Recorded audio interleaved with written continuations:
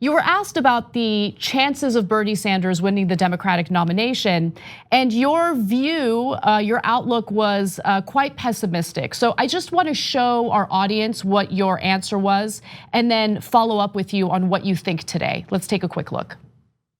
If he gets the nomination, the attacks will be wild. We'll get the whole Republican propaganda machine going after this Jewish atheist, wants to kill all the whites, and on and on. The chances he could be elected are pretty small. But if he does get elected, miracle, he won't have Congress. How are you going to win Congress? The Congress is, the U.S. electoral system is structurally constructed so that the reactionary elements have an overwhelming advantage. So you described the chances of Bernie Sanders winning the election as a miracle, but if it does happen, there are structural issues in place that would prevent him from carrying out his agenda. Now, this is an issue that's been brought up by everyone, regardless of political ideology. And so, Bernie Sanders' answer to that has always been, well, it's about the people. It's about empowering the electorate. So they demand more, so they fight. They go to the states where these members of Congress deny the policies that the people want. And we can accomplish things if we mobilize and organize. Now, I have two questions for you. Number one, do you still believe that it would be a miracle for Bernie Sanders to get elected? I think miracle may be too strong, but it would be a very difficult task. Mm-hmm. I mean, the liberal media attacks on Sanders are already shocking. There's one in the Washington Post just a couple of days ago that amazed me. Once the Republicans get started, it'll be even worse. Now, it might be with enough possible. So there's another part of that interview which you didn't play, which said that the great advantage that Bernie Sanders has is that he does have a popular base which he's inspired, which is active, which is mobilized. And this goes back to your point a minute ago about the great achievements of the struggles of the labor movement. Mm-hmm. They were indeed significant.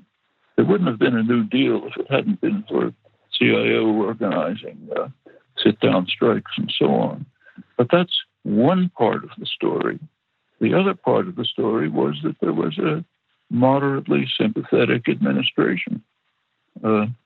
Labor historian Eric Loomis who's written a lot about, very interestingly, about strikes and labor activism and their achievement.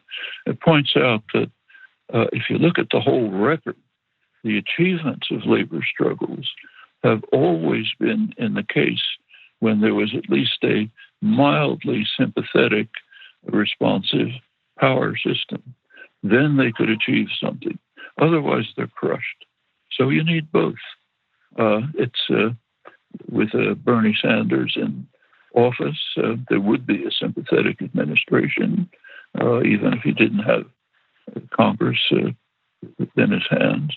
And at that point, if serious popular struggles, labor struggles, women's struggles, and others did develop, there would be a positive, supportive reaction.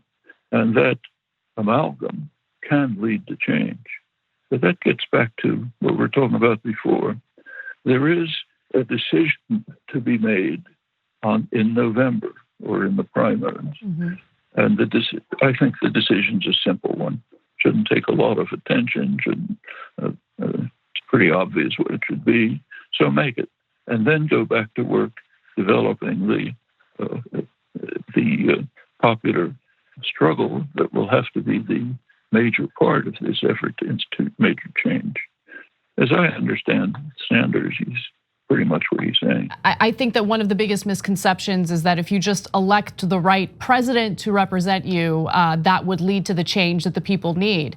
But you need that sympathetic person in the White House.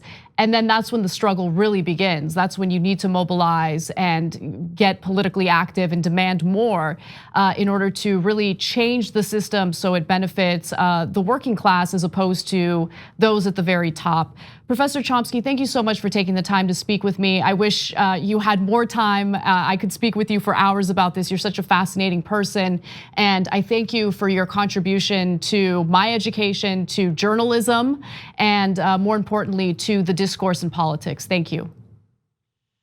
Thank you very much. 2 easy ways to follow the Young Turks. One is hit the subscribe button down below, then you're a TYT subscriber. And second is ring the bell. And when you do that on YouTube, you're notified of our videos.